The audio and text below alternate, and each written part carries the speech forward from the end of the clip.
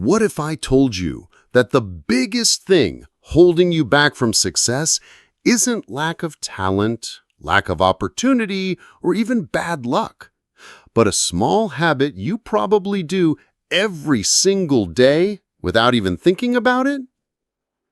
And here's the kicker. It doesn't feel harmful. In fact, it probably feels comfortable. But that's exactly why it's so dangerous. Because comfort is the silent assassin of ambition. Most people think failure comes from one big catastrophic mistake. But for the vast majority, failure is death by 1,000 tiny cuts. And this daily habit, the one we'll uncover today, is one of the sharpest blades. Stick with me, because by the end of this video, you'll not only know exactly what the habit is, but you'll also have a clear plan to break it and replace it with a behavior that accelerates your growth instead of slowing you down.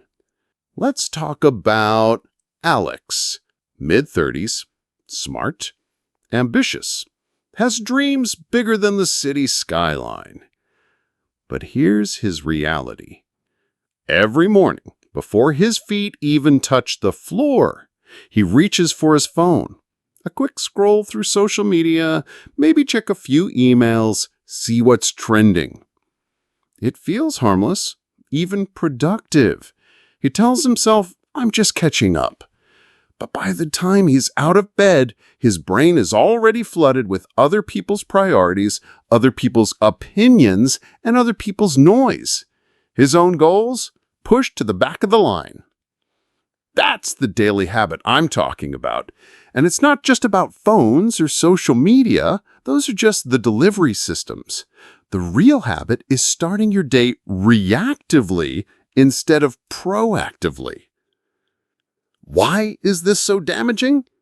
Because the first hour of your day is like wet cement for your mind. Whatever you imprint on it sets the tone and the structure for everything that follows. Neuroscience shows that your brain's prefrontal cortex, the part responsible for decision-making, focus, and self-control, is most sensitive and malleable right after waking. Feed it chaos, and it learns to run on chaos. Feed it focus, and it learns to run on focus. The ancient Stoics didn't have iPhones, but they understood this principle deeply. Marcus Aurelius wrote in his journal, what we now call Meditations, about the importance of starting the day by grounding himself in his own values before engaging with the world. In modern terms, he was choosing to be proactive, not reactive. Here's the problem. Your brain is wired for novelty. Every notification, every scroll, every ping gives you a tiny dopamine hit. It feels good in the moment, but over time, it erodes your ability to sustain attention on what really matters. Worse, it conditions you to wait for external prompts instead of setting your own. That's like giving the steering wheel of your life to whoever posts next in your feed. This is why so many smart, capable people end the day wondering, why didn't I get to the things that matter most? It's because they let this habit, starting the day on someone else's terms, sabotage their mental clarity before the day even began. If this sounds like you, don't feel bad. You're in the majority. But here's the good news. This is one of the easiest habits to flip once you understand two things. One, why your brain clings to it and how to break that loop. Two, what to replace it with so the change actually sticks. That's exactly what we're going to cover, and we'll do it without telling you to move to a cabin in the woods or meditate for 3 hours before breakfast. By the time we're done, you'll have a practical, neuroscience-backed, and time-efficient way to reclaim your mornings and your focus without feeling like you've given up all connection to the world. So before we dive into the science of why this habit is so sticky, remember this. You can't control every part of your life, but you can control how you start your day. And that small decision changes everything. If part 1 exposed the habit, part 2 is where we sharpen the weapon to destroy it. Because knowing the problem isn't enough. You need the mindset and the science to win the war. Let's get one thing straight. Your phone, your inbox, your news feed, they're not the real enemy. The real enemy is the mental reflex they've trained into you. The reflex to react first instead of act first. Every time you wake up and give your first attention to the outside world, you're practicing surrender. You're telling your brain, other people's priorities matter more than mine. And here's the dangerous part. Your brain listens. It adapts. It makes that your default mode. The ancient Stoics understood this long before dopamine notifications existed. Epictetus said, if a man gives in to distractions, he becomes a slave to them. He wasn't talking about smartphones, but the principle is identical. Whatever captures your focus controls your life. 2,000 years ago, Marcus Aurelius would start his mornings writing reminders to himself that the day ahead would be full of difficult people, unexpected problems, and discomforts. He wasn't being negative. He was training his mind to meet the world on his terms, not be shocked into reaction. It's the same reason soldiers drill before battle. You don't wait until the chaos starts to decide how you'll respond. You set your footing first. Modern brain science confirms what Marcus and Epictetus knew intuitively. When you first wake up, your brain is in theta wave activity, the same state where deep learning and memory consolidation happen. The prefrontal cortex is fresh, unburdened by decision fatigue. This is your mental prime time. If you spend that prime time consuming random input, you're essentially downloading other people's code into your operating system before you've written your own. And here's the worst part, the recency effect. Your brain gives disproportionate weight to whatever it encounters first. If that's outrage on Twitter or a flood of emails, your mental lens for the rest of the day is tinted by it. Here's where most people get stuck. But checking my phone in bed feels harmless. It's relaxing. Yes, because it's easy. Your brain evolved to conserve energy, which means it loves patterns that require no effort. Every time you choose comfort over intentional action in that first hour, you reinforce the neural pathway that says, ease over effort, reaction over initiation. It's the mental equivalent of skipping your warm-up before a race. You might still run, but you'll never hit your best pace. Even outside Stoicism, thinkers saw the value of owning your morning. Niccolo Machiavelli wrote about rulers who began each day in council with themselves, deciding their moves before the world could dictate them. For him, it wasn't about inner peace. It was about strategy. The one who acts first controls the field. You don't have to be a prince to use this. In modern life, your court might be your calendar, your creative projects, or your health goals. If you let notifications set the agenda, you're letting strangers into your war room before you've even put on armor. Let's break down exactly what happens when you start your day in reactive mode. 1. Cognitive overload. 2. Hijacked dopamine loops. 3. Loss of self-prioritization. 4. Elevated cortisol. From a neuroscience perspective, this is like pouring sugar into a high-performance engine. It might run for a while, but you're slowly wrecking the system. The Stoics trained what I call the anchor hour, the first slice of the day where they set their mental state before letting the outside world in. Neuroscience shows that rituals like this strengthen the default mode network towards self-generated thought rather than stimulus-driven thought. Translation, you become the initiator, not the reactor. I get it. You might be thinking, that's great for philosophers, but I have kids, a job, and a life that starts fast. This isn't about having a perfect quiet morning. It's about making the first intentional act of your day yours, even if that's just 5 minutes.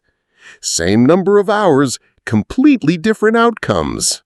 When you own your morning, you're reinforcing the belief, I am the primary agent in my life. This belief becomes a self-fulfilling prophecy. In the next section, we're going deeper into the psychology, the hidden mental traps that keep you stuck in this reactive loop, and the surprising reason your brain resists changing it, even when you know it's the right move. If philosophy gives you the reason to break the habit, psychology gives you the playbook for why it's so hard to do and how to beat your brain at its own game. First, understand this. Your brain isn't trying to sabotage you. It thinks it's keeping you safe. The human brain evolved for survival, not success, and survival used to mean scanning the environment for threats. In the modern world, that environment scan has been hijacked by your phone, your inbox, and your feed. When you check your phone first thing, your brain releases a burst of dopamine, the neurotransmitter for seeking and reward. But dopamine isn't about pleasure, it's about anticipation. That's why you feel the urge to refresh, to scroll, to see what's new, before you've even taken a sip of water. This loop is called variable reward scheduling, the same principle slot machines use. Sometimes you get a hit, and sometimes you don't, and that unpredictability makes the habit addictive. Neuroscientist Anne Graybiel at MIT broke habits into 3 parts: cue, routine, reward. In the case of morning scrolling, cue, waking up and seeing your phone within arm's reach; routine, unlocking it and diving into notifications; reward, a hit of novelty, distraction, or validation. The loop doesn't care whether the reward is good for you. It only cares that it feels rewarding. You tell yourself, I'll just look for 2 minutes. But your brain doesn't measure in minutes. It measures in mental state changes. The moment you check, you've shifted from proactive to reactive mode. Even if you stop after a minute, your focus has already been fragmented. Research from the University of California at Irvine shows it can take over 20 minutes to fully regain focus after even a brief interruption. Your brain also stacks the deck against you with biases: present bias, negativity bias, and social proof bias. When these biases run unchecked, the habit feels normal, even though it's quietly eroding your ability to set your own agenda. Meet David, a 32-year-old software engineer. He wakes up, grabs his phone, and checks Slack just to see if anything's urgent. By 7:15, he's read 3 bug reports, a critical comment from his manager, and a heated debate in a chat group. His coffee hasn't even brewed, but his heart rate is up, focus is scattered, and he's drafting mental responses. Multiply that by 5 days a week, and David isn't just losing hours, he's losing the tone of his days, which bleeds into weeks, months, and years. From a neuroscience perspective, this habit has 2 layers of resistance: physiological dependence and identity reinforcement. Seneca wrote about people living as if they were destined to live forever, wasting their most valuable resource, time. Imagine a Roman general who starts his morning reading every complaint from his soldiers before reviewing the battle plan. By the time he gets to strategy, his mind is already defensive, distracted, and doubting. Your morning cortisol levels are naturally higher to make you alert, but stress-inducing input spikes it further, keeping your brain in fight or flight mode for hours. Picture this. Alex starts the day with email. Jordan starts with goals. By 9 a.m., one is reactive, one is proactive. Over a year, the gap between them becomes massive. One of the most common justifications is, if I check early, I get ahead. But that's a mirage. Here's the reframe. Your morning is not for catching up, it's for setting up. Now that you understand the wiring, the next section gives you the step-by-step, neuroscience-backed, Stoic-inspired toolkit to break the morning scroll reflex. Now comes the turning point where we stop talking about the problem and start building the solution. Because knowing a habit is sabotaging you is one thing. Replacing it with something better is the real game changer. These 5 tools are designed to work with your brain's wiring, not against it. They blend neuroscience's understanding of habit formation with the Stoic discipline of intentional living. 1. The out-of-reach reset. Break the cue. A simple environmental change to disrupt the first step of the habit loop, the cue. Before bed, place your phone in another room, not on your nightstand. Maria used to sleep with her phone under her pillow. Within 10 minutes, she'd be deep into Instagram Reels. She switched to charging her phone in the kitchen. By the end of week 1, her urge to scroll had already dropped. Why it works. The habit loop starts with a cue. Remove or delay the cue, and the loop weakens. 2. The morning keystone habit. Replace the routine. A single simple activity that sets the tone for your day and crowds out the old habit. Choose a keystone habit that's quick and energizing. A glass of water, a 5-minute stretch, writing your top 3 goals. Sam replaced his morning scroll with a 1-page today's focus journal entry. Within 2 weeks, he noticed he was starting work with clarity instead of a dozen half-formed thoughts. Keystone habits create positive spillover. One good choice triggers other good choices. 3. The delayed check-in. Control the reward. Setting a specific first check time for phone or email and sticking to it. Decide your first check time the night before. Write it somewhere visible. Remind yourself you're not saying never, you're saying later. Ethan started with an 8:30 a.m. first check rule. By the time he opened email, he already had a win under his belt. This uses implementation intentions. Specifying when and where dramatically increases follow-through. 4. The anchor technique. Locking your focus. A quick physical cue paired with a focus phrase to interrupt autopilot and return your attention to the present. Choose a physical anchor, pressing your thumb and forefinger together. Pair it with a short phrase, "This is my time." Leo found himself halfway to his phone without thinking. He'd stop, press his fingers together, and say, "Own the morning." The micro-interruption was enough to reset his choice. Anchoring interrupts the brain's autopilot and reactivates your prefrontal cortex, where intentional decisions happen. 5. The negative visualization upgrade. Making the cost real. A Stoic-inspired technique to visualize the worst-case consequences of keeping the habit. Imagine yourself 1 year from now still starting every day in reactive mode. Then contrast it with the version of you who owned the first hour. Nina pictured herself 1 year older, still exhausted and distracted. Then she pictured the alternate version, calm, proactive, building momentum. Visualization turns abstract costs into something concrete, making change feel urgent. How to build this without burning out. Here's the step-by-step. Week 1, out of reach reset. Week 2, morning keystone habit. Week 3, delayed check-in. Week 4, anchor technique. Week 5, negative visualization.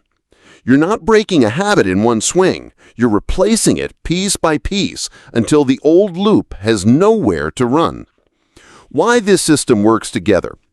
Out-of-reach reset removes the trigger. Morning keystone habit replaces the routine.